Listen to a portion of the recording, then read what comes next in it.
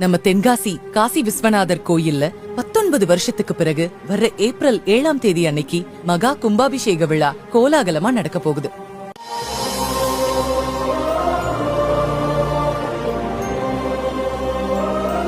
தென்காசியில 1445ஆம் ஆண்டுல பராக்கிரம பாண்டியன் என்கிற மன்னரால கட்டப்பட்ட பழம்பெருமை வாய்ந்த கோவில்தான் அருள்மிகு காசி விஸ்வநாதர் திருக்கோவில். இந்த கோவில்ல கடைசியா கடந்த 2006ஆம் ஆண்டு கும்பாபிஷேகம் நடைபெற்ற நிலையில அதுக்கப்புறம் 19 வருஷம் கழிச்சு வர ஏப்ரல் 7ஆம் தேதி திங்கட்கிழமை அன்னைக்கு மகா கும்பாபிஷேக விழா நடக்கவிருக்கு. கும்பாபிஷேகத்துக்கான ஏற்பாடுகள் முழுவீச்சுல நடந்து வந்துட்டு இருக்கு. கும்பாபிஷேகத்தை முன்னிட்டு வர்ற ஏப்ரல் 3ஆம் தேதியிலிருந்து கோவில்ல சிறப்பு பூஜைகள், தீபாராதனைகள் எல்லாமே தொடங்குது.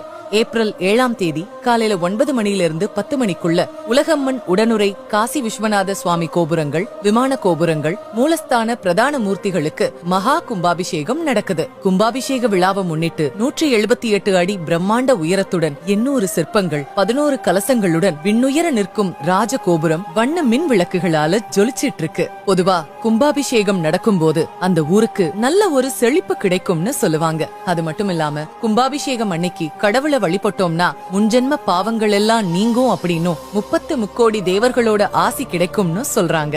சோ நம்ம தென்காசி காசி விஸ்வநாதர் கோவில்ல 19 வருஷம் கழிச்சு நடக்க இருக்கிற மகா கும்பாபிஷேக விழாவை பாக்குறதுக்கு ஆர்வமா இருக்கிறவங்க எல்லாரும் இந்த வீடியோவை ஷேர் பண்ணிட்டு அப்படியே நம்ம தென்காசி லைஃப் பேஜையும் மறக்காம ஃபாலோ பண்ணிக்கோங்க.